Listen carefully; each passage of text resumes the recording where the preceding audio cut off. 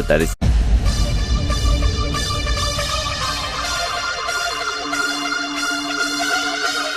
Welcome back, everybody, once again to your favoritist part of the week as you listen to The Brink as we come to you today for episode 68 of the rebooted, reformatted podcast. It is March the 12th, 2018 for those playing at home. You might be listening to this on a later date, but that is the day that we're at least putting this out for you today. Another big show coming your way today. More of a flashback episode with only one sort of regular segment, but that's still going to make it a fun time for you to be able to listen to this week, as obviously we're coming to you from the beautiful state of Queensland this week once again. And just a quick little look on the listenership basis during the week, and it's 100% Australian listener this week. Incredible to think that generally we're spread right across the world, but I'm just looking here at where we've had our listeners from. 100% Australia. I'm looking at here, we've had Adelaide listeners, Bellerive listeners back, of course, in our home city in Hobart, Eden's Landing,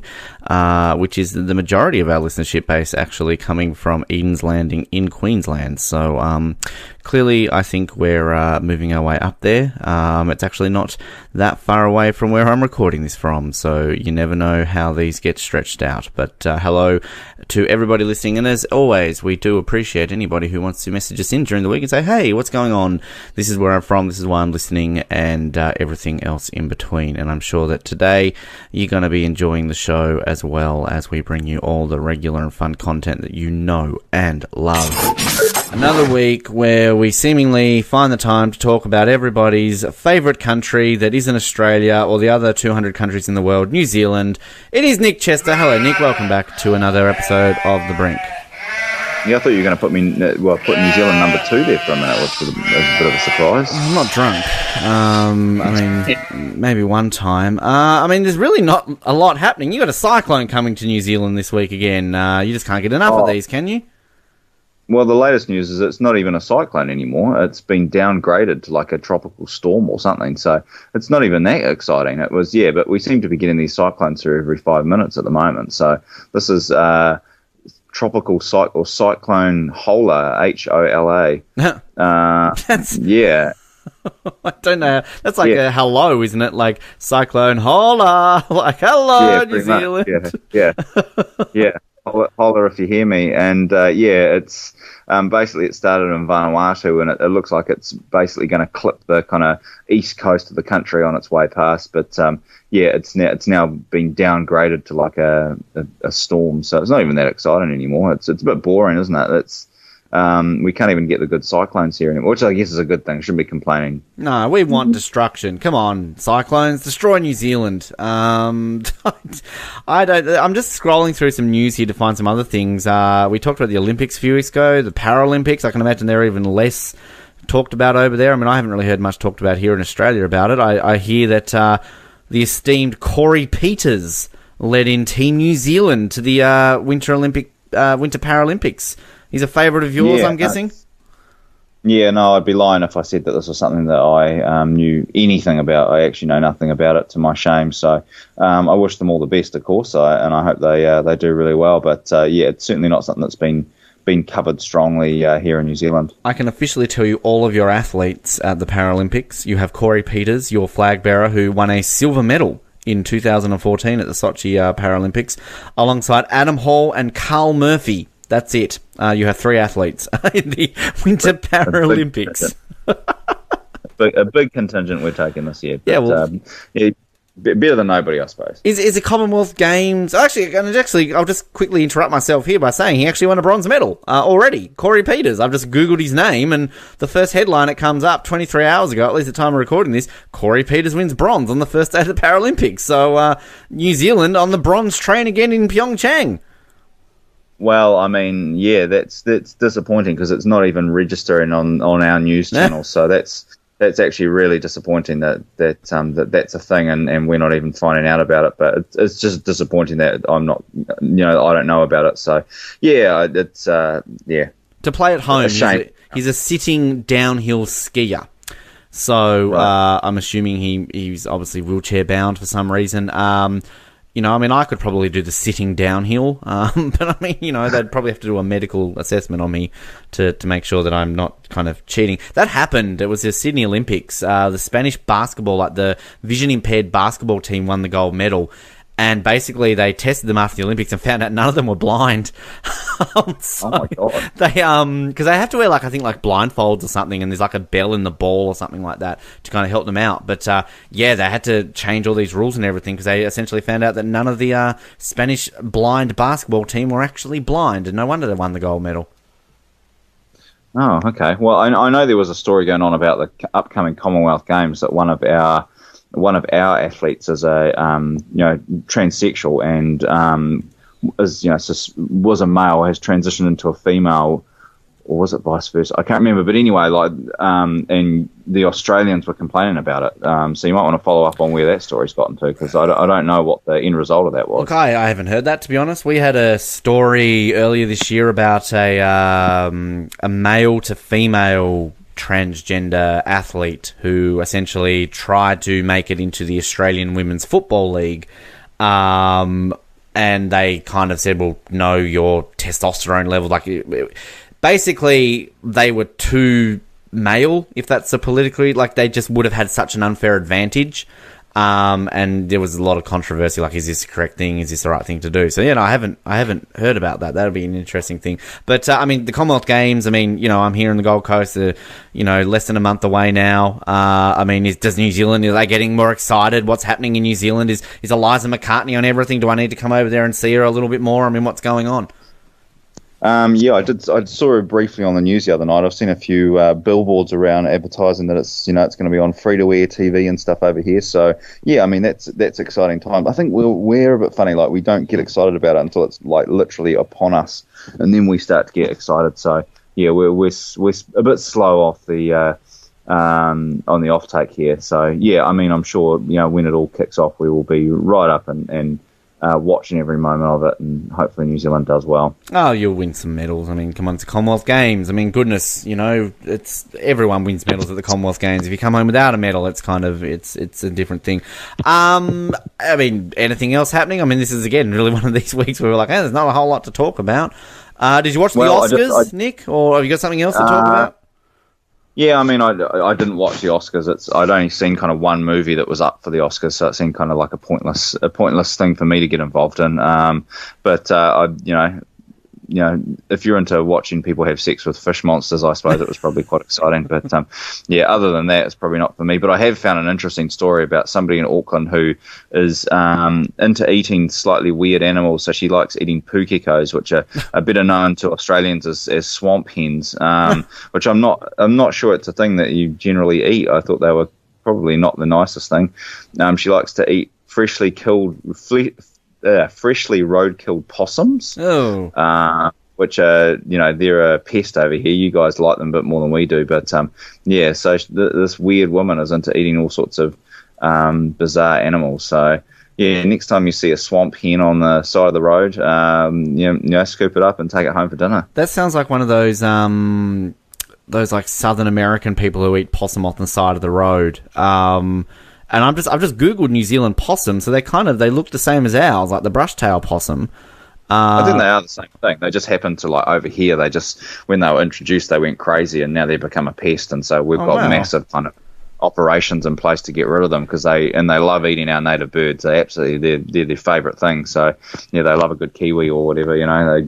That's kind of, I guess, that's why we have the problems with the feral cats over here. But that's interesting because, generally, when I talk to Americans, you've seen an American possum, those things are just viciously ugly looking things. Whereas, I try and explain our possums are generally quite cute and we like our possums. But I didn't realise that New Zealand hated our possums. Well, get stuffed, New Zealand, they're cute. We don't like your stuff either, like Russell Crowe, and go away. Yeah. I was going to say when they eat all of your native animals, but all your native animals are weird things that eat everything else. So yeah. It's fascinating when certain native animals they can't really defend. I know that the bilby is that random creature that they're always complaining about getting killed off, and I think it's maybe the rabbits that are kind of doing that to them, but. It's generally the cats that kill off our native birds. I don't really think they complain about our native animals killing our native animals because that's kind of what they do, right? That's the circle of life. So if the brush-tailed opossum here is killing native birds, it's just like a native animal killing a native animal. That's expected.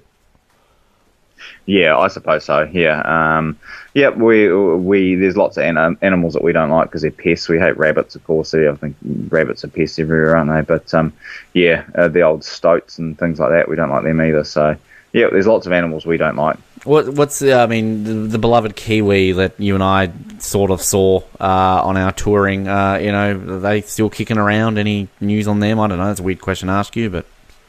Yeah, no, I mean, we love the kiwis over here and put a lot of money into trying to protect them. Poor buggers can't fly, so we've got to do the best we can for them, don't we? And what is it that their chests break really easily or something like? They're really brittle or something like that?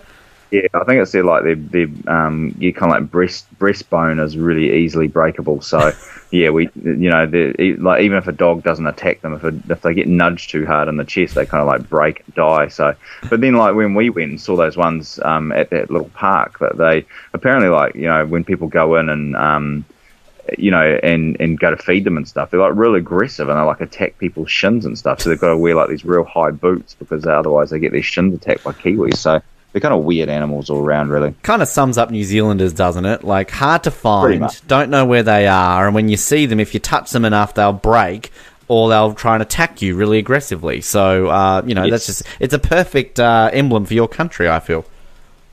Yeah, totally. Yeah, I'll go along with that. I think we've kind of done. It's a short segment, unless there's anything groundbreaking that I'm missing here, Nick, at all. No. I'll need to stockpile some stuff so we can talk about it next time because I always think I should and then I totally forget. Yeah, I expect something good to happen in the next week in New Zealand. So, I'll try my. If there's like a terrorist attack or anything, just don't think we've done it. Just like I'm just saying, like we did kill Roger Moore on 007 when we said something similar, and within 24 hours he was dead. So just like stop looking at us, Australian Federal Police and New Zealand Federal Police, whatever your version is. So until next week, Nick. Hopefully nothing terrible happens, but we'll speak to you next time. Yes, I'll try not to. That part of the week where I press a button and you get this. This is like a This is like a dream.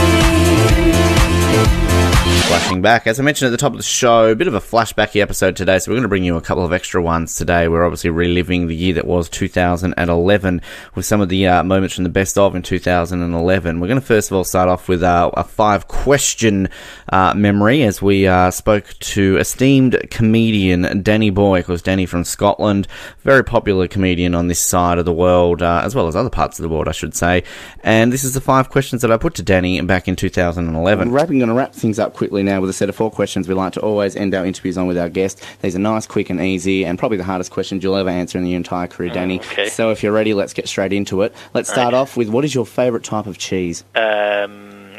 Manchego. Oh, I haven't heard of that one before. It's delicious. It's like a Spanish 6-month-old matured, strongest cheddar-y flavour. It's lovely. All right, Manchego. We'll research that one, definitely. Now, I'm not quite sure if you might get this question, because we had an advertising campaign a couple of years ago here in Australia. You might have been here for it. Are you a folder or a scruncher? A what? A folder or a scruncher of your toilet paper. So when you go to do your business, do you fold or do you scrunch?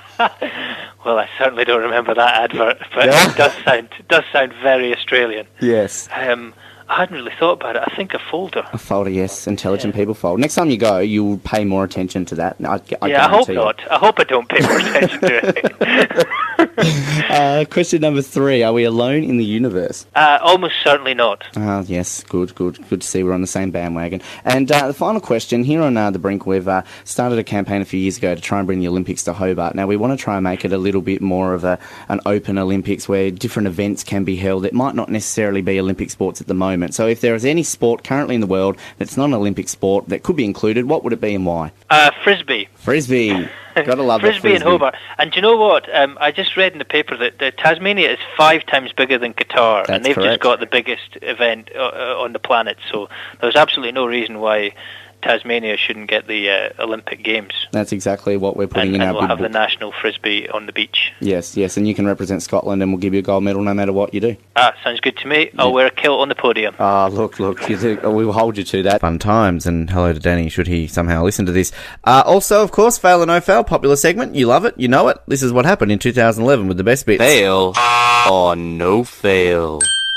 That's kind of cute. Now, this is a segment that we've debuted a few times during the show. We've just never really sort of taken it on full steam ahead, but we are now. Essentially, we have a few little funny news stories. Yep. A bit of a discussion. We decide whether it is a fail or a no-fail.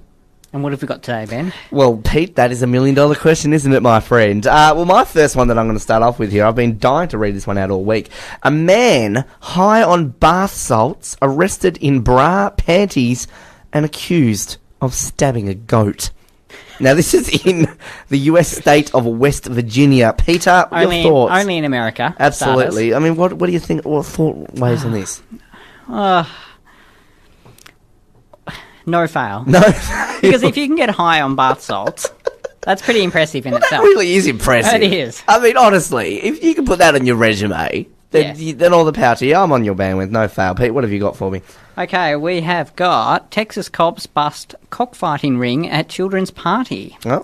Yes, police busted a cockfighting ring in Texas that was using a children's party as its front. That's always fun. Exactly. Acting on an anonymous tip, deputies from the Liberty County Sheriff's Office showed up at a property in Dayton, Texas, again only in America, about 65 kilometres northeast of Houston to investigate a report of cockfighting operation. Now, my question with that is where's the harm? Kiddies need a bit of entertainment. I'm saying no fail. Well, they do. I mean, they already had a water slide and a picnic table. But where there was no clown. No. That is why they were angry. Exactly. No fail. Sorry. No fail. Now, not a lot has really happened since we last did this. No, they haven't really been updating their fail and no fail page. It's a bit of a shame. That's a fail in itself. That's a big fat fail. Is a fail. That's a fail. Now, But do you want to start us off, Ben? I always do. Politicians call for investigation after study finds adult toys may be fun for some, but can be bad for others' health. Now, this to me isn't new. How did I know that you were going to read this one? Because it's the first one on the page. Yes, Ben. It's right there, all right? Yes. It's right there on the page. Look, Ben? Okay. It's nothing new. We understand. Are we on the agreement that it's nothing new? Yeah, they've always been brought under fire for being unhealthy and having all of these different toxins in them, haven't they? Oh, well, I wasn't aware of that. I just reading the first part, fun for some. Oh, well. I mean, well, let me think about that. I think the whole story is about how they've been brought under fire because some of them do use bad toxins in the materials. I just had an image. Let's focus on that and not how they're fun for some. Fail. Why? Give me a reason. I don't know, because I would like to be a doctor in that hospital. When somebody comes in, I have a burning sensation because I used a toy. Part 2, what's number 2 story, Kelly? Do our opinions really count? They do, because you were on the brink and that's all that matters. Right, first one for both of you. A crematorium is offering bereaved friends and relatives worldwide the chance to watch funerals of their loved ones online. Now, what do you think of that? Is that a good idea, bad idea, fail, no fail? Discuss! No fail. You think it's a good idea? I do. You do, Sam? I do. I'm saying it's a fail. Why do you think it's a fail, Sam? Ridiculous. It's ridiculous? If you can't bother turning up at the church or the chapel or wherever you have it, don't bother at all. Right, there we go. He's put his foot down. I like this man. Yes? No? Well, I'm just thinking of, say, people on the other side of the world and say they're in hospital. And they can't get to them. All right, moving on. Researchers find 1,400 stains of bacteria lurking in human belly buttons, some of which have never been seen before. Discuss, go. That's disgusting. This is a fail? That's a fail. That's a fail. Sam? Fail. Useless research. Yes, Useless information. yes. They should be doing something better their time. Right, a man gets caught on CCTV trying to disable a security camera after breaking into a boatyard to steal a dinghy, all to avoid a bit of a walk. And obviously he must have had a real close-up of his face. I think that was the point of that story. So, fail, no fail? Fail. Gotta be a fail. Gotta be a fail. All right, then. A grieving sibling was killed by lightning as he scattered his brother's ashes at a remote alpine mountaintop in Italy. That, to me, is just bad luck. Oh, that's sad. So that's a no fail? That's a no That's fail. a no fail. That's That's the bad luck. That's one. a fail to me. Yeah. Staff at a London aquarium have managed to wean an inherited fish raised on just chocolate bars onto a healthier diet. Fail. Fail? Why is that a fail? Ooh, if the fish wants to eat chocolate, let the fish Let eat the chocolate. fish eat chocolate, Sam? Fail. Fail. You're on a fail bandwagon this morning. Yes, I've only given one non-fail. Yes, well, there you go. All right. Racy romance literature encourages unsafe sex and tells women's success is cranking out babies, a medical study finds. That's possibly something that you two don't want to talk about. We'll ask Julia. Julia, what do you think about that? I think some things the Prime Minister shouldn't talk about on the radio. You just don't like to talk at all on the radio. All right, final one. A man with a rare condition tells of hearing a loud scratching noise like sandpaper being rubbed on wood when he moved his eyes. Now that, to me, is something that is just weird. Fail. Fail? Fail. You think he's making that up, or...? Oh, I just think he's a bit weird. He's a bit weird. Now I'm going over to Sam here. I'm worried of his reaction here. He's warming up. I'm going to go with a no fail. All right, okay then. Why do you think that's a no fail, Sam? Just because he sounds like a nice bloke, and he probably really does have wood behind his eyes. He's probably been eating wood. Probably. He's probably a beaver. And look, I found another one just for you, Sam, because I know you like your sheep. When is a lamb not a lamb? When it's a geep, obviously, and Follyfoot Farm in New South Wales Central Coast can prove it. A mixture between a goat and a sheep, and they've called it, wait for it, a geep. Oh, that's brilliant. You love it? Yeah. It could be a bit like Silence. Silence of the Lambs. Yeah. Always a fun time there as well. Got to make sure that sometimes the guests are awake when it comes to being on the show. I believe this features myself, Sam, and my mother. Well, I'm going to give these two a subject, and they've got to basically come up with some words themselves. It's not original. We stole it off someone else, but that doesn't matter because we think it's funny, and that's all that matters on this program, isn't it? That's right. Why make new things when you can steal old? Exactly. And I know for a fact that both our listeners will be very happy with it. Both our listeners? Yes, both Mum's fans. Yeah, I had a couple They're of people... falling flat this morning. I had a couple of people message, didn't I? Yeah, absolutely. Is there something wrong? Am I just not with it this morning? Because they're giving me the most blankest stare. Everything I say... It's like, what are you saying? Hang on a second.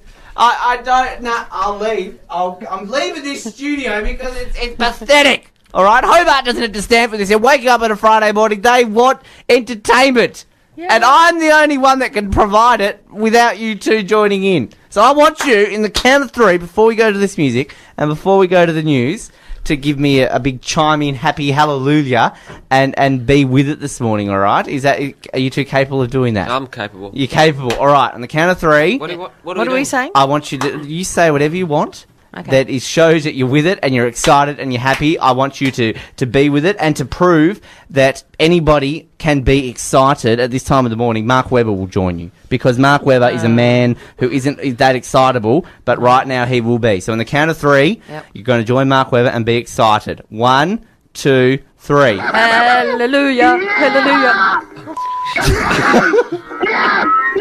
Come on! Yay!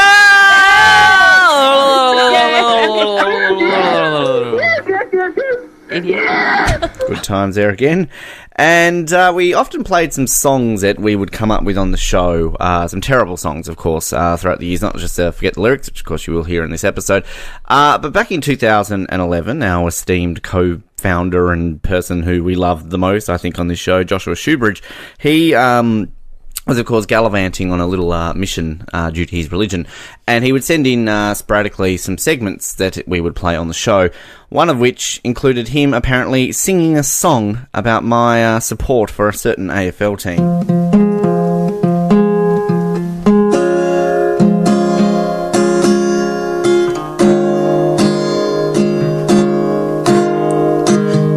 And barracks for Carlton 'cause they're blue. Elder White sitting across from me with a big pile of food.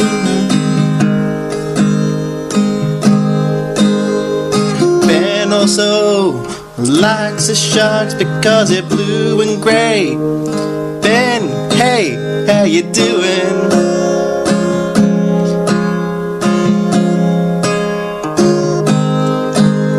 You're the best. because you're Ben. I can't say any more than that, but you are.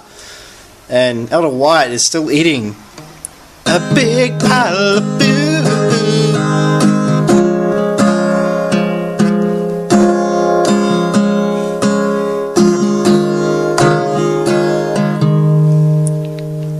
Ben's the only one I know got engaged on the Empire State Building. Yes, he is. The best I got was a Dear John in Maitland.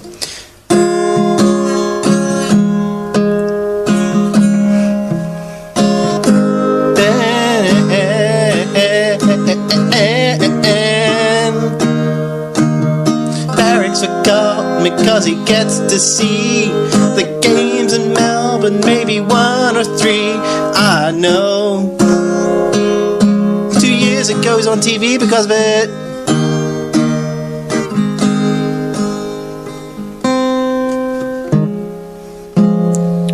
But more importantly, Elder Shoebridge Barracks for the Tigers 'cause they win the games and they thrash the Blues. I go for the Knights because they kill the Sharks and many things else you don't know. But Ben and I are still the bestest friends 'cause we got along in grade 9. Ben, you remember that? When, like, I was sitting on the fence during PE and you came up to me and said hi? That was cool. But Ben, you know what? This goes out to you.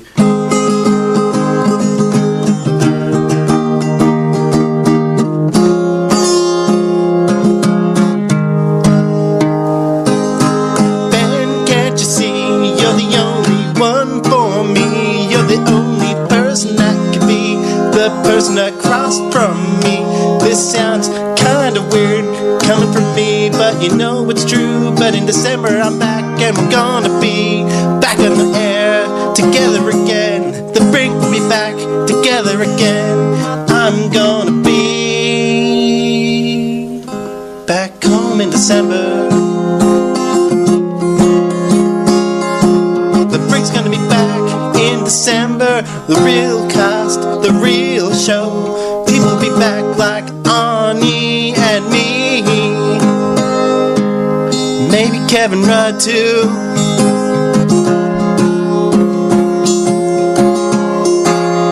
Ben is a cotton supporter. Yeah, sadly Josh has not become a singer since that song, and there's probably a reason behind that. I'm going to bring you a classic interview today, and it's a bit of a long one and a bit of a different one today. This actually technically wasn't for the Brink. This was for one of our sister shows, the Qualifying Lap, of course, formerly the F1 show. And the reason why we're going to play this one for you today is not only are we a couple of weeks away, of course, from the beginning of the 2018 Formula One season. You know, myself and Sam are big F1 fans. We'll be talking a lot about that, of course, in the coming weeks. But this, honestly, from a personal level, is maybe in my top 5 favourite interviews I've ever done. This person was definitely in my top 5 people I always want to interview, and I had the absolute pleasure of being able to track him down and sit down on the phone with him for a good half hour to discuss certain things. I do, of course, speak of the legendary Formula One commentator, Mr. Murray Walker, and what an absolute pleasure this was. So I wanted to play this one for you today as kind of a vault interview, going back in time to be able to bring you, I guess, one of my personal favourite interviews that still sometimes I actually have to pinch myself to even realise that I actually was lucky enough to interview the man, the legend that is Murray Walker. So this one goes for slightly long. It's a half-hour interview, so we hope you do enjoy it.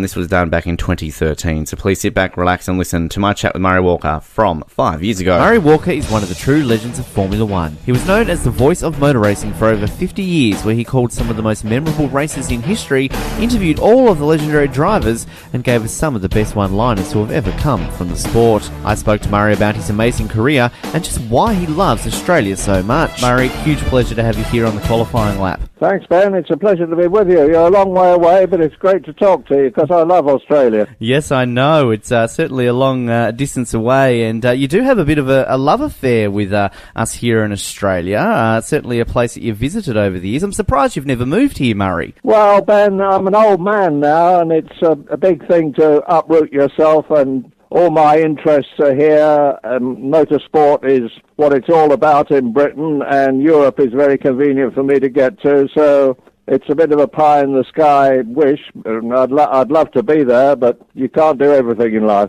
No, that's very true. I mean, you recently celebrated your 90th birthday. A happy belated birthday to you for that one. A bit of coverage, of course, on channels such as the BBC, and a lot of celebratory coverage there. It's still amazing to kind of have all this interest still in yourself and your career, given that you've technically been retired now for over a decade. It's quite incredible to me, Ben, and I remember when I first went to Australia in '85, I think I've been 30 times since then, how delighted I was when I flew across Europe, and I flew across India, and I flew across Singapore and all these other places, and I landed in Australia, and it was just like being at home. That was a long time ago.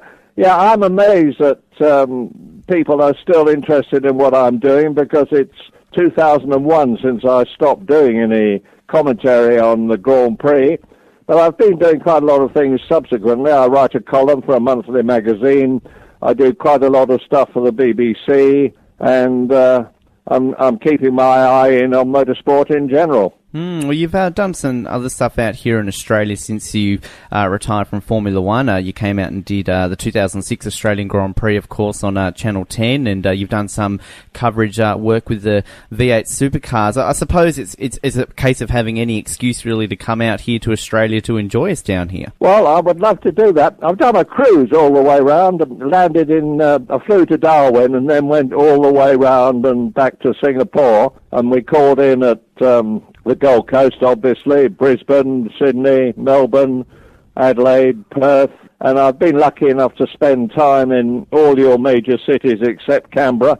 And I tell you what I have done, Ben, I've done the trip on the GAM, that fabulous train which goes all the way from Darwin down to Adelaide, and that was an incredible experience. Wow, that's something I've never even done, Murray. I could imagine that would be very eye-opening to kind of see everything along that train trip. Yeah, I think I may, Ben. I may have seen more of Australia than a lot of Australians have. I definitely would say you have. One such memory that I think would be great, obviously myself being in Tasmania, you did target Tasmania in 2003 with Colin Bond there and finished second in your category. Now, I've read your book. I believe this was a long-time dream of yours to do that race. I mean, how much of a great thing was that to do, and what memories do you have of Tasmania? Well, we started in Launceston, and as you say, I was with Colin Bond, who is Mr. Motorsport in Australia, and a wonderful, wonderful chap, lovely wife. And I sat beside him in the Toyota Camry that we were competing in,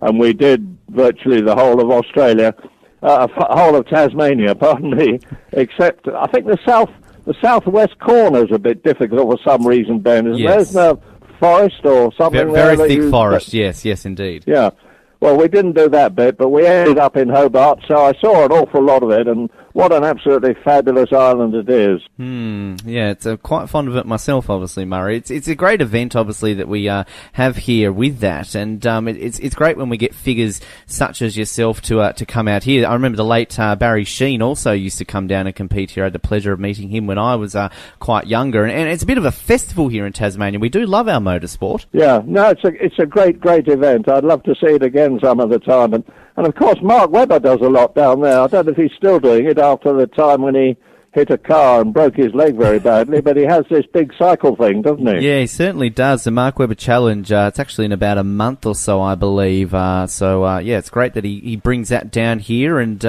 gets all the people involved here in Hobart. And, of course, we used to have, way back in the day, the Grand Prix Festival at Longford as well. So we've got a big history here in Tasmania for motorsport. Great. Now, at the time of this interview as well, Murray, Sebastian Vettel claimed his fourth consecutive World Championship. Now, how do you rate Vettel among the all-time greats, obviously at a very early stage in his career still? Well, he's right up there, Ben. There's a lot of controversy and dissension about Sebastian Vettel because he has only ever driven in Formula One, apart from one appearance for BMW, for the Red Bull team. And a lot of people over here, I don't know what they're saying in Australia, say that he's only world champion 4 times because he's been in the best car. Well, obviously he is in the best car, and obviously you can't do well in Grand Prix racing in Formula One if you're not in a car that will win. But having said that, Sebastian Vettel has got the best out of that car, and he's proved that he can win from pole position, he can win from further back on the grid, he can win in the wet, he can win in the dry, he can win when he's having to come through and pass people. He is a quite outstanding driver, and I like him immensely. He's got a great sense of humour, he's got a very nice personality, he works tremendously hard, and he richly deserves all his success, in my opinion. And yes, he is, I mean, if to win one world championship then is an incredible achievement. To win 2 or 3 is mega incredible. To win 4 on the trot, as he has done, has only been done in the history of Formula One by 2 other people, and they're 2 of the greatest of all time, Schumacher and Fangio. And he's right up there with him, and he's still only 26 years old. He's got a lot of time to go. He could break all the records and become the greatest of all time. It definitely looks like he's on that path. I know here in Australia, a lot of Australian Formula One fans also aren't really the biggest Vettel fans, given his teammate Mark Webber and the things that have happened along the road there with Sebastian. I mean, we saw that, I think, with Michael Schumacher too, that kind of for a period of time there, a lot of people were negative against Michael before eventually I think a lot of people grew to love him. Do you think that's the case with Sebastian, that over the years that people will grow to love him a little bit more than they do now? Well, I suspect not. Over here, a lot of people didn't like Schumacher just because he was German. There's good Germans and there's bad Germans, just as there are good and bad Australians and good and bad British people. And Vettel carries that problem with him as well over here. He's not going to change over the years. If people don't like him now, I suppose they won't like him in the future. But it doesn't change my point of view, Ben. I think he's a nice bloke, and I think he's a fantastic driver. Definitely. I also read recently some comments you said in regards to the people booing Sebastian. We've seen that on the podium. One thing that I found interesting at the Indian Grand Prix yesterday was his celebrations. It was great to kind of see the burnouts getting involved with the crowd, which then he's obviously been punished for, and Red Bull have been fined for that. Do you think it's a bit silly that they get fined for a bit of excessive celebrations? I mean, he's just sort of getting the crowd involved, surely. Well, no, I most certainly don't. I understand why it happened, of course, Ben. The FIA insists that the driver goes straight to Parc Fermé so that there can't be any changes to the car on the way round on the run-down lap that might be to his benefit. That's understandable, but to apply the rule and fine him for doing something as celebratory as a few donuts, which everybody applauded and admired and was very happy about, seems to me to be a bit over the top. But they would say, well, rules are rules and we have to apply them. If you don't apply them, it becomes chaotic. Having said that, I think it's a great pity they did. Definitely agree with you there. Now, on your commentating career, started out on motorbikes, of course, before eventually turning to 4 wheels and Formula One eventually. Did you follow much of Formula One before you ended up in the commentary box, or was it always just about the bikes? Oh, no. I mean, I've always been interested in all kinds of motorsport. My father was a professional racing motorcyclist before the war, and he won the TT and all the big continental races, and he would have been world champion in, I think, 1928 if they'd had a championship to the same rules as now. So I grew up in a motorsport atmosphere and was certainly passionately interested in 4-wheel racing as well as bikes. And for instance, I was at Donington in 1937 and 1938 when my all-time hero Tazio Nuvolari won the Donington Grand Prix in the Auto Union, and when that great legendary driver Bernd Rosemeyer won the 1938 Donington Grand Prix in an Auto Union. My first broadcast for the BBC was the British Grand Prix in 1949, and that was the year before Formula One began. So I'm very much in touch with Formula One, and always have been, and before motor racing was Formula One. Could you have ever imagined the global spread that the sport has obviously gone on today? I mean, back when it started in the 1950s, I mean, it's gone on, obviously a huge development period. But I mean, was it something that you could always see the entire world falling in love with it the way it has? I don't think so. It's not something you consciously think about at the time. I mean, in the 1950s, we were just glad that the war was over and we got motorsport back again. And Formula One started off as just a few events in Europe, and as you rightly point out, it's become a global event, largely thanks to Bernie Ecclestone, I should say. I don't think we ever envisaged at that time, back in the 1950s, that it would become the global sport that it has. But it's massive now, of course. Yeah, exactly. Easily one of the most viewed sports in the world. Is there much of a difference when it comes to commentary style from two wheels to four wheels? They're mechanical objects, Ben, going round and round in circles at high speeds with the drivers and riders trying to beat each other. The commentary style doesn't change for bikes and cars, or at least it didn't for me. You tend to have a different commentary style for radio and television, because with radio, obviously, the people you're talking to can't see what you're talking about, and with television, they can. And you, theoretically, with television, talk less than you do with radio for that reason.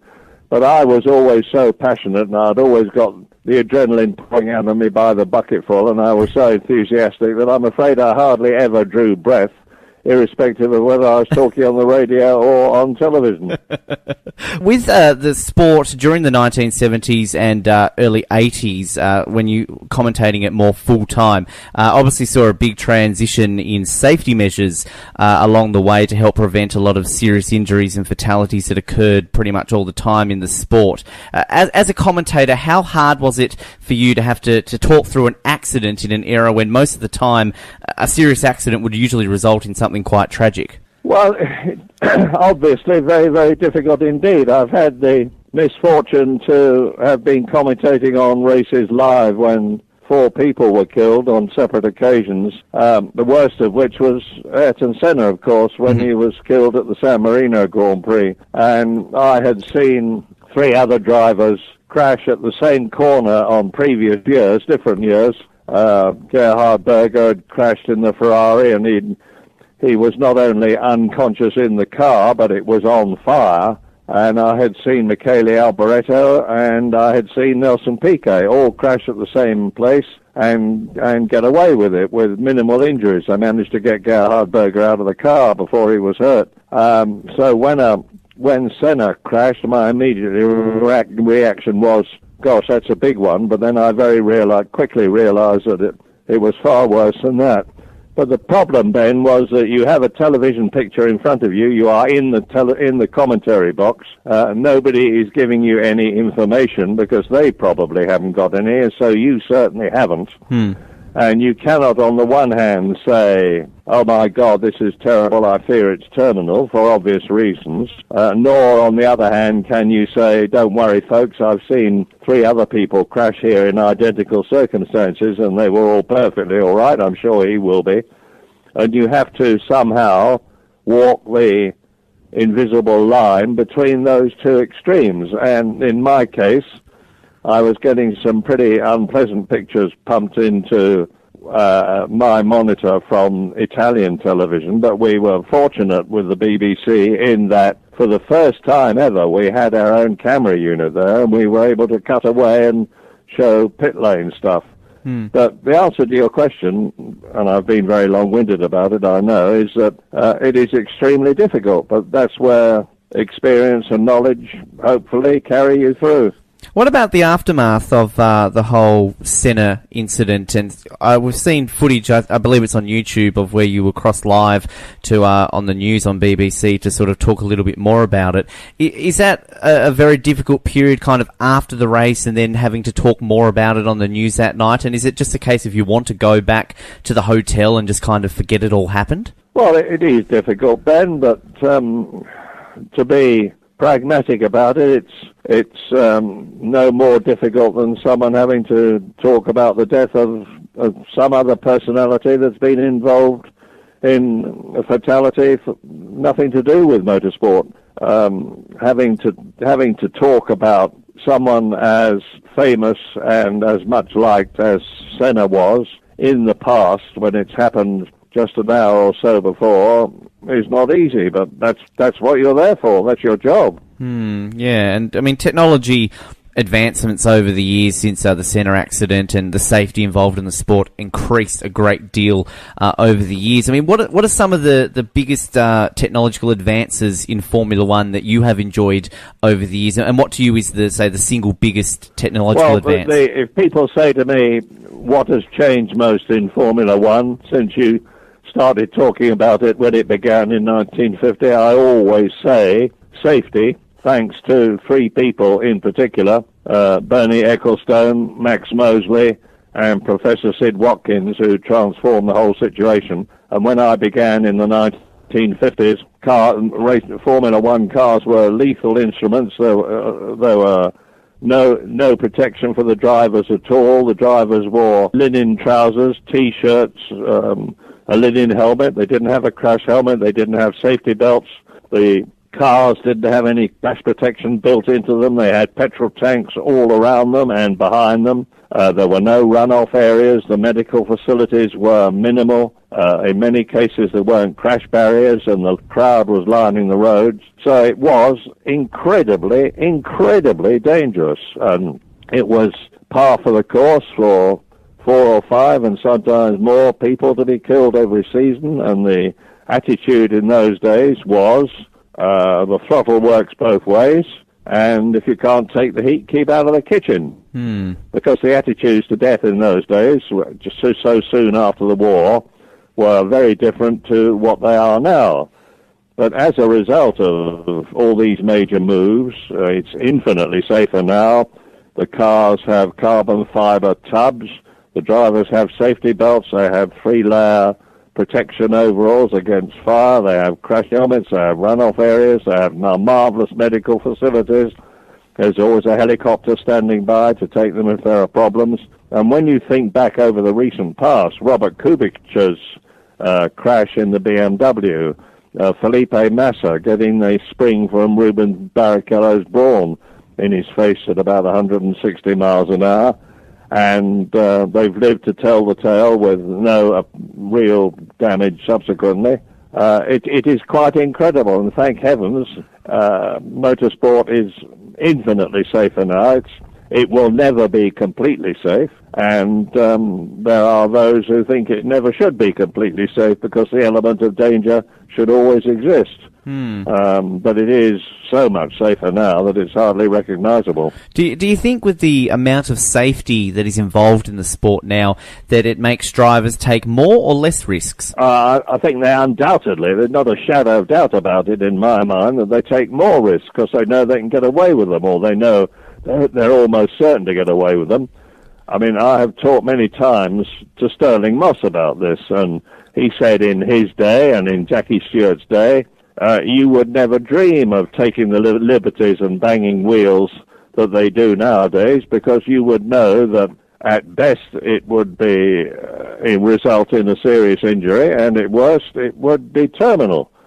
But that doesn't exist now. The drivers know subconsciously that they're infinitely safer than they were, as a result of which they take much greater risks. No doubt about that at all. And do you feel that makes for better and closer racing? Oh, not necessarily, Ben. No, I don't think so. I mean, the racing is a lot closer now than it used to be, because the cars are so much more reliable and because the performance of the cars is so much closer.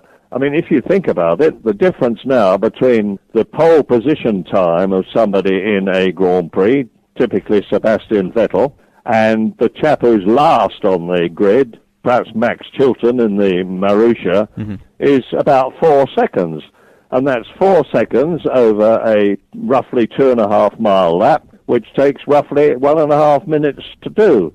It's virtually nothing. So the performance of the cars is so much closer now. The racing is a lot more, I think, a lot more interesting, but not necessarily more exciting. What are your thoughts on things like KERS and DRS? Do you think it makes artificial overtaking, or are you a fan of it? Yes, it does make artificial racing, but if you had the cars with petrol tanks that would last with fuel that would last the whole race, and tyres that would last the whole race, you do get very dull racing. You can get very dull racing because that's what we've had in the past, and I've had to commentate on it, and it's pretty dreary. And I really welcomed refueling because it was something that broke up the race, and it was something interesting and exciting to talk about. And for the same reason, I think I very much applaud the fact that Pirelli have to supply now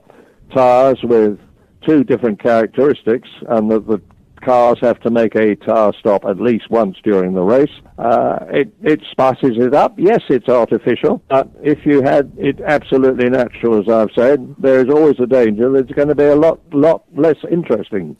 How did you find those? That's a very controversial point of view, but that's mine. Yeah, I think it's a very interesting topic that I love hearing a wide variety of opinions on it. How did you find those boring races, let's say, and particularly ones that nothing much happened? I mean, what do you do in those long periods where you're having to find lots of different things to talk about when nothing much is happening on the track? You've used the word then I wouldn't use about Formula One, and that's boring. There is no such thing, in my opinion, as a boring Formula One race.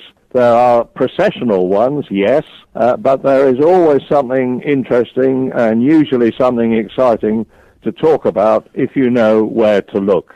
And nowadays, television commentators, with all the commentating aids that they have got in terms of screens which show them exactly where all the cars are, and readouts about the sector times and captions on the screen, there are a multitude of things that you can be talking about.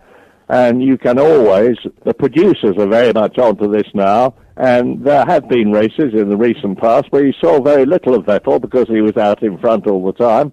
So they're looking for something interesting and exciting to show, and they can find it. Now, we're talking about technology in Formula One. Technology in the commentary box obviously advanced a great deal over the years during your time in the sport. What were the biggest changes that you had that helped your job, and were there some that really actually made your job harder along the way? Well, there was nothing in the technology that I can remember that made my job harder. I mean, when I started, God, I'm sounding like Methuselah, aren't I? But when I started, I had to do all my own timekeeping with a clockwork stopwatch. Start it when the cars go by, stop it when the cars come back again while you're talking. And the lap scoring used to be done by a chap standing beside me, writing numbers down on a piece of paper while they went past, which inevitably can lead to mistakes and problems. Nowadays, all that is done electronically for you. You get an enormous amount of information pumped into the commentary box through 2 or 3 different monitors that you can look at, and through your earphones, because while you are commentating, Ben, there is a producer who is talking to you a lot of the time, and it's often quite difficult to listen to a producer talking to you about what he wants to do and what he wants you to look out for, while you are talking about something else to millions of people all over the world. Yeah, I can definitely imagine. I mean, obviously your relationship with James Hunt is very well known during that time in the commentary box, and recently the movie Rush, which has come out and doing great things around the world.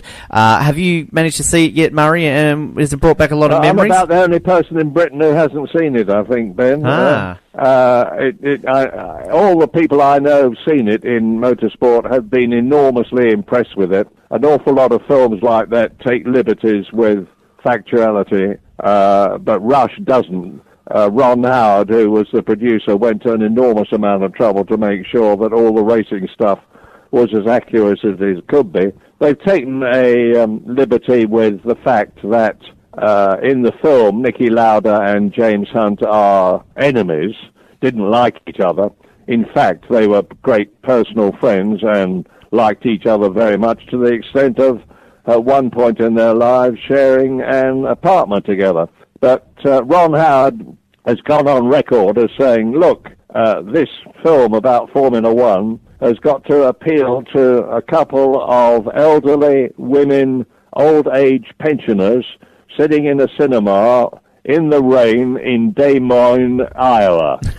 And he said they know nothing about Formula One, they don't care anything about Formula One, and it's my job to entertain them and inform them about Formula One, and I think he's done a brilliant job. It's a very good film. I'm sure you've heard a lot of people say that, Murray, and I think it's certainly opening up a lot of people's eyes to the enigma, I like using that word, that was James Hunt, and obviously you had a very close relationship with the man. Yeah, I did, quite apart from the time when I knew him when he was racing. I had him in the commentary box with me as my pundit, to use a word I hate, for 13 years, at least 16 times a year for 4 days at a time. And if you multiply 13 by 16 by 4, you get a very big number.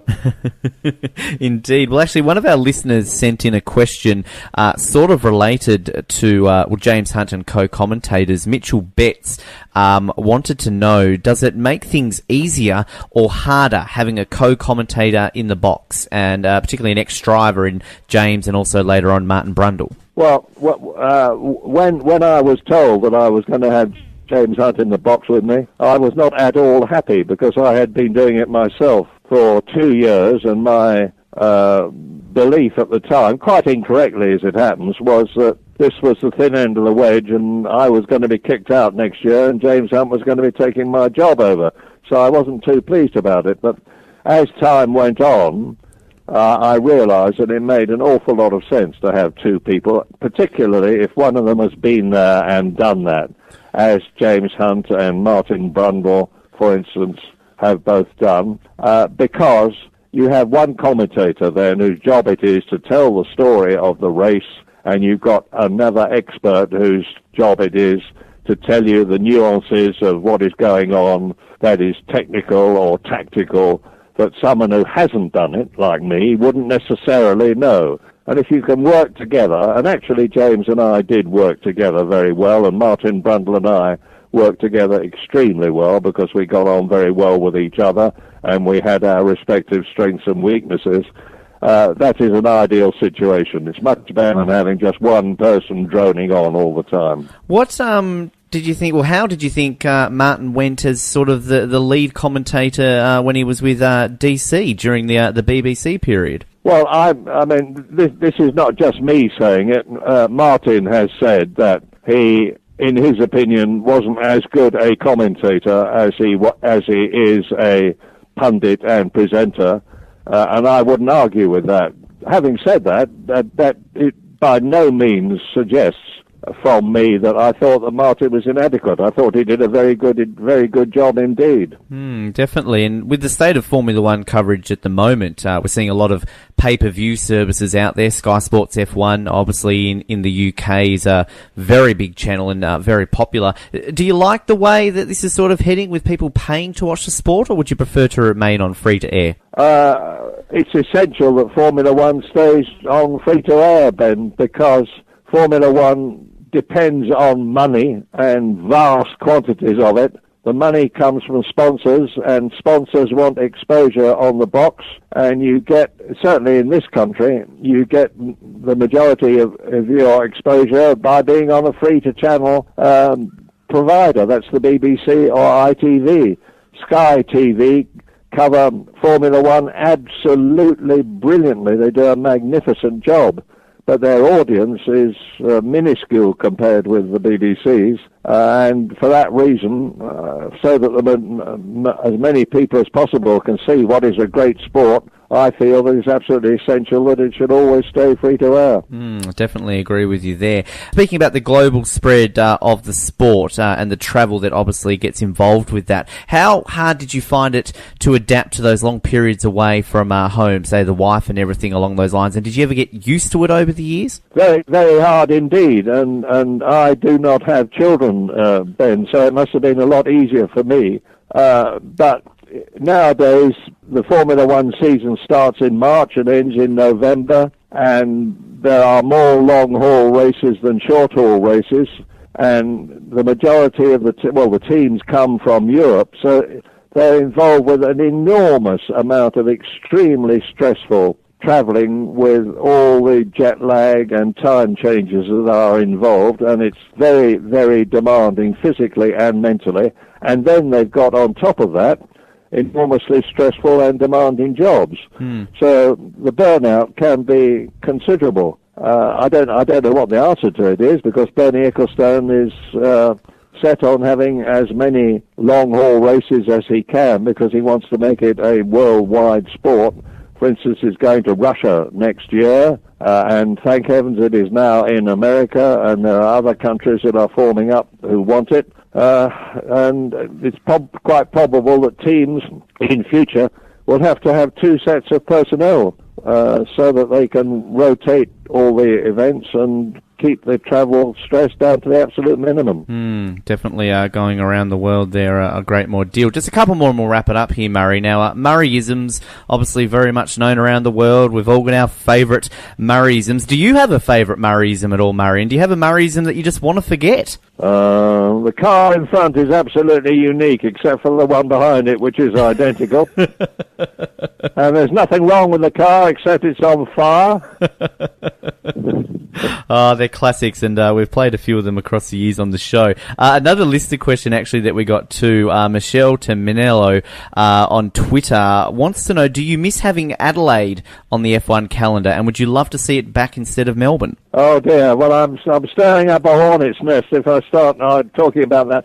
We loved being in Adelaide. When I say we, I mean Formula One in general. We were there from 85 until 96.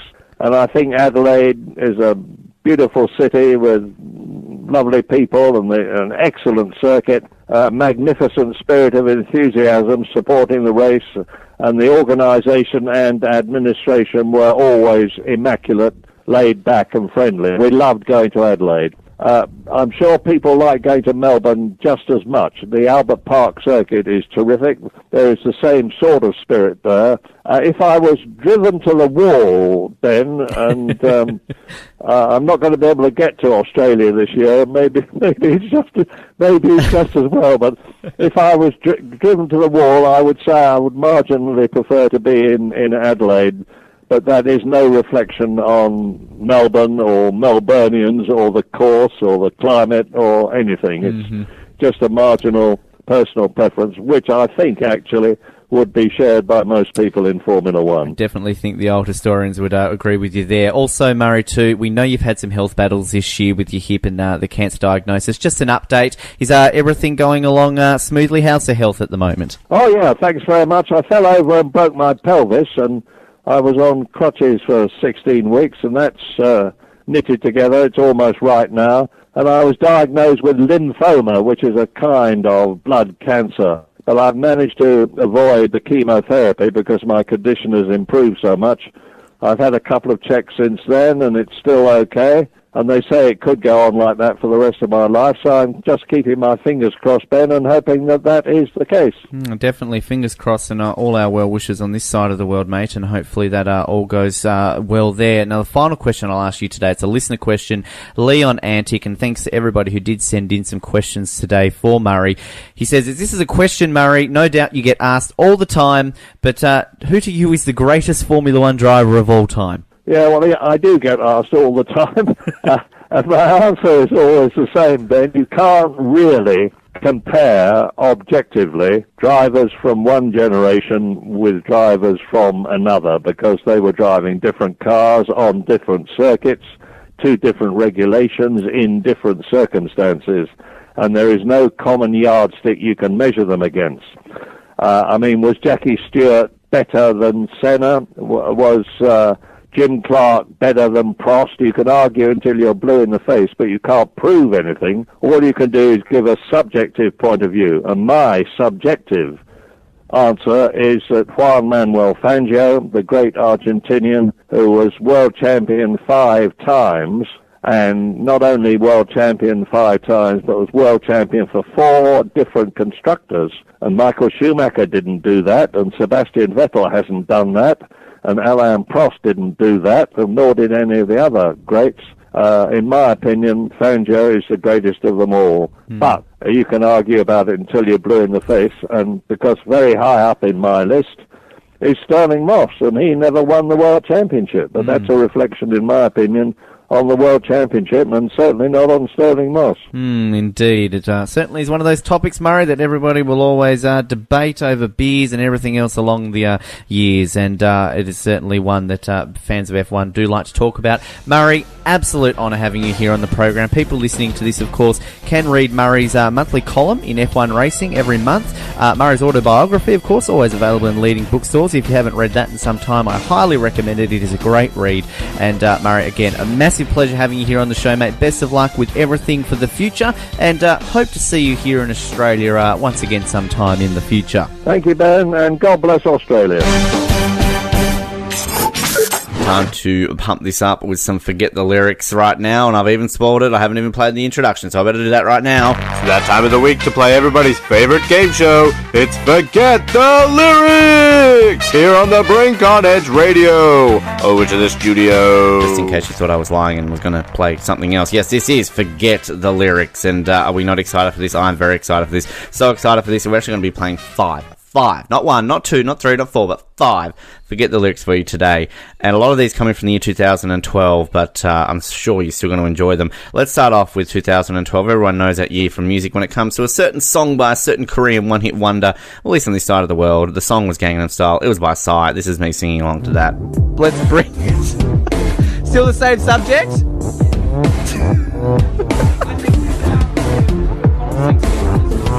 Oh, yeah. we've got a bit of feel. Right, Dane, Swan, working with Buddy at the MCG. Yo, kicking the ball in the goal, making out in the back court. Yo, not a court, it's a football field. Riding that horse, making sure that we get a goal. Making Buddy and Dane working on that pole. They dancing round the pole. Yeah, the cheer squads are dancing with them right now. They scream, Buddy, Dane, make out for us. This game is boring, but we wanna see some action. Gay marriage is happening in Tasmania, so you can go down there and secure your love. Yeah, Buddy, Dane are in love. Yeah, Buddy, Dane love. Buddy and Dane love now. But nah. Yeah, I will say, just kind of as a side note, I kind of actually only really heard the song for the first time that morning, hence why my knowledge of the song wasn't exactly great. I'm sure I could do a bit of a different job on that if I was to do that one today. Speaking of 2012, Sam and myself, a song that was around for a little bit longer at that point, Gangsta's Paradise. Sam and I got a bit excited with this one.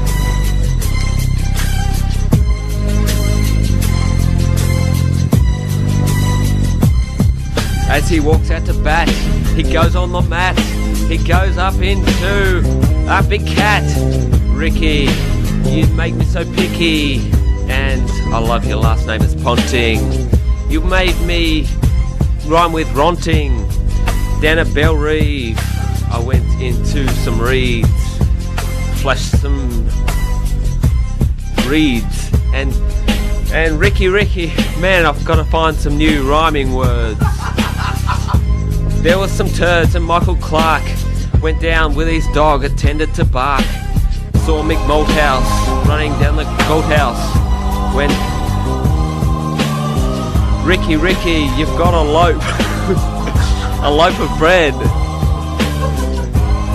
Over to you, Ben. Thanks, Sam. Ricky's retiring. He's retiring in a cricketer's paradise. He walks to the crease with his bat. He faces a ball and does a scat. Yo, he makes sure he hits a 6 and looks over at Steve Orr and say, yep, yeah. He makes sure that he makes lots of runs. He turns around and does Gangnam Style. He goes whoopa, whoopa, whoopa, whoopa, Gangnam Style. Makes sure that he eats lots of piles, yo. Makes sure he looks to his wife and kicks out a ball, cause he's playing footy now. Mick Malthouse, apparently, Sam said. He's walking down the shop and going to buy a shed. Why is Ricky so blind to see that he could have retired one more match at Bellerive in front of the sea? He's been spending most his life hitting lots of sixes for his wife. Now Ricky's going around, gonna quit the sport and make a pound.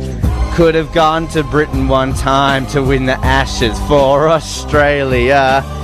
Sam, do you want to take it home? I think you need to recover yourself. Come on, I'm giving you an extra verse here, my friend. Ricky, I love you. You know I love you. You got your cricket pads on, and they were so shone. Oh, this is really hard, this song. Yeah, Ricky, you know I got... Yeah, so you went to India and got in the Bindia. And Ricky, you know I love you. I've got my man love on for you. Yes, Ricky, I love your glasses, your little glasses. I know you don't wear glasses, but you know you got the pass, you got the ticket in the game. It's not a shame, Ricky, but I don't think you should have retired this weekend. You should have binned war and gone out to war. Yeah.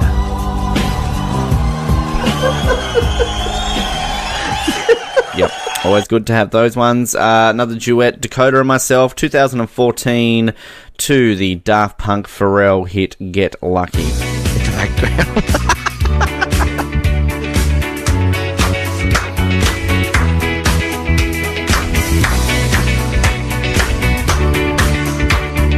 I need a helmet. No. Went on to Facebook. I read all the statuses. Yeah, they were quite stupid. That's right. They talked about things such as went to the shop, bought a piece of chocolate, which is stupid. What's the score in the footy? Don't be lazy, look it up. I log on to the Facebook. It's really good on the Facebook. I hate those stupid updates. The stupid updates on Facebook. They are so stupid and dumb. You stupid idiots make some fun of things like Asha Ketty. She is so dumb and stupid. She is so dumb and stupid. She is so dumb and stupid. I'm not into Asha Ketty bashing again. Go, Dakota. Okay.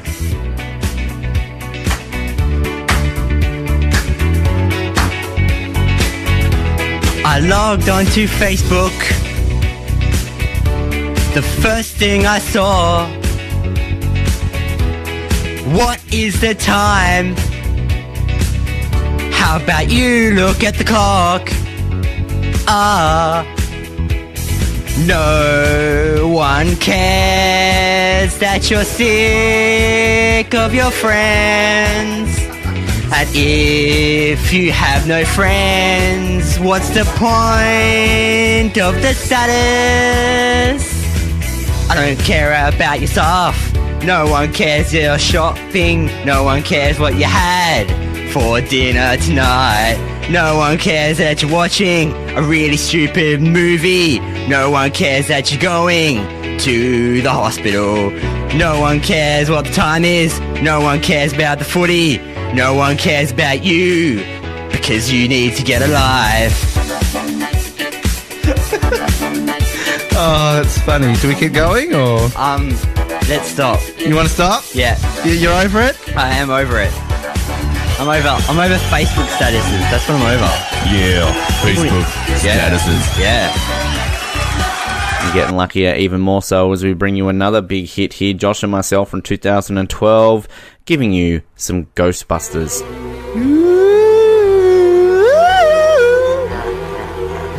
Oh, there's actually like an evil laugh in the background there. A bit worried. Bring it down. PC. Riding up on the Bill Gates train. Totally taking those mouses with 2 buttons and windows. Let's get into it. When you want to use a decent computer, what you gonna use? Windows. Using a mouse with more than 1 button, what you gonna use? Windows! Oh, yeah, using that computer. I like using decent computers. Yeah, I like easier things to use because I don't like using crap computers. Yeah. I don't know why I'm rapping like this, Josh, but I'm gonna try to keep singing. Bill Gates is still alive. That makes Windows so much better. He doesn't wear stupid turtlenecks. Steve Jobs learn to dress properly. Josh, over to you, Josh. Don't talk about Max because, Josh, I'm handing it to you to talk about those stupid things made of stupid fruit. Ben, what are you going to do when your computer crashes? I tell you now, go MacBook Pro. Here's what I've got, and you ain't got nothing. My computer's fast. Yours is a Ford. This machine runs like a boss. Yours runs like a little toss. This computer, it's the best, mate. You're never gonna get the speed I got. USB 2 runs like USB 4. Yours runs like a 4. This computer, this Mac machine, never gonna crash. It's always gonna fly. I tell you, this machine is awesome. Tell you, this beautiful. This MacBook Pro running everything like Pro Logic, everything. Easy to use, fast to use. You can use it wherever you want. 67 battery life at the moment. Charged it yesterday. This machine is the best. Microphone, satellite technology. What's Windows got? A computer that's got nothing. Oh, let me tell you then, Ben. If you hate two mouses, I've got the trackpad. You use gestures. A lot more simpler. A lot more natural. At least you don't need to update every 10 seconds. MacBook is the best. And the winner of the rap battle goes to Mac. This is the Brink. Geeks around the world would be proud. And finally, if you thought it couldn't get any better, you were wrong. 2014, myself and Dakota, once again, Avril Lavigne, Girlfriend. Ring, ring, buzz, buzz, it's a fire drill. Oh yes, I'm out of school now. Oh yes, don't want to be in maths. It's great. I don't know what 1 + 1 is. Oh yes, I did it. Listen to the teacher. Oh boy, time to go outside now. Love that drill. It is so man. This is awesome. I want to go out on the oval and talk to John. It's really fun to be outside when I'm meant to be at school. I hate maths, it's really, really stupid. Learnt about algebra, don't know what it is. Now I'm on the oval staring at that girl, Jenny. She's got some great legs, better than staring at my teacher.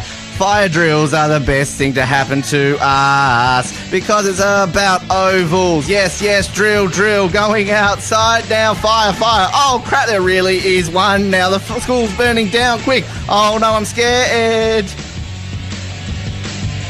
Maybe I won't have to go to class after lunch because there's no buildings left to learn in. Oh, yes, going home now to play PlayStation. Go, Dakota. Sitting in English is really boring. The fire alarm goes off, I'm like, what the hell? The teacher says it's just a fire drill. We go outside and we're sitting on the front lawn. We're like, hey, can we go inside now? It's pouring with rain, I don't want to be out here. The teachers are like, whatever. It's actual fire now. And the school is burning down. Oh well, don't have to go to school now, cause the school is actually burned down. The fire... I run out of breath, sorry. Have you lost it? The school burned down. The school burned down. Yep. You just heard all those, and your day just got a whole lot better. Time to wrap up episode 68 of the Brinks podcast today. Thank you to everybody who tuned in, to Nick for joining us, and to all our flashback memories. What a time it has been today. Now, next week we're hoping to come to you for episode 69, everyone's favourite number, I think, on the regular scheduled time, but things might be slightly altered in the coming weeks. There might be some more delays, or in terms of might be sooner episodes. I'm not too sure how it's going to work in terms of scheduling, but just stay tuned to our social media pages, and we'll still try and strive to get these episodes out to you on a Monday, as we often do, because things are changing slightly in my personal schedule, so that might make these a little bit different, but we should also have some exciting content along the way too to be able to bring to you in the coming weeks. In the meantime, like us on Facebook or on Twitter, of course, follow us on there, YouTube, of course, as well, and remember to subscribe to us via iTunes. Leave us some comments and some feedbacks. We always appreciate hearing what you think of the show along the way. Until next week, my name is Ben. This has been The Brink. Keep sucking those oranges, Brisbane, and good night.